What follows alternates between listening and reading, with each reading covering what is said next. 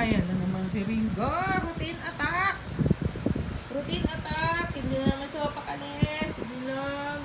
Routine attack na naman siya. Ano pa nga ba? Lagi-lagi ng ganyan. Routine attack. Magsasalamin na yan. Magsasalamin. Tapos lakad ng lakad. Alam ko na yan.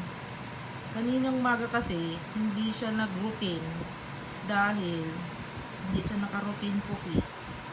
Dahil ang gaslaw niya, baka mamaya matanggal yung tali. Aba, ang hirap na pagka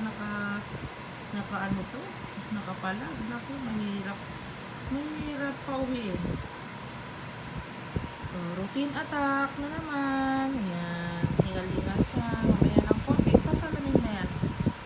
Magsasalamin, mag-iingay. At saka siya, pupunta ng CR. Ganyan siya.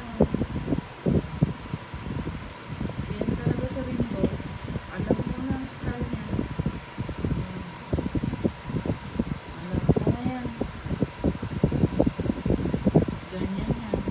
Pero mamaya na, hindi ko naaantayin ko yung pagsasalamin pa niya. Kasi alam ko mamaya pa yan. Mamaya pa yan, papababain pa niya. Ganon. Ayan siya. Hingal siya. Kasi doon, gusto niya kasi lumapas. Pero ayoko siya nang palabasin. Nangat-ngatin lang niya yung kortina ko doon. Tapos papasok din siya dito. Yan, ganyan siya pagka pupups na. Gusto niya lumabas.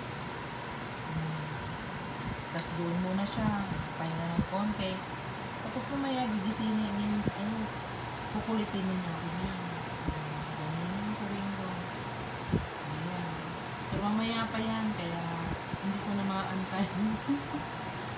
Kasi papahinga muna ako. Sakit kong pa ako ba? Pero wala naman akong ginawa today. Isa lang yung student ko.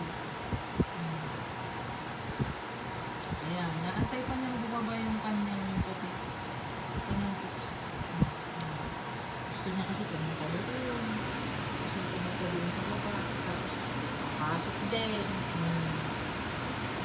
Sige na, mag-CR ka na doon. Yun lang, kakantayin lang natin na. Yan ang doggy. Ganun siya. Naghihingal. Ganyan. Naghihingal siya pag malapit na siya mag-CR. Ayan. Mamaya mag-iingay na. Magsasalamin. At saka siya pupunta ng CR. Ganun yung kanyang routine. Alam ko na yun. So, tell dito muna. Mamaya ulit, pagka magpunta na siya ng CR. Bye!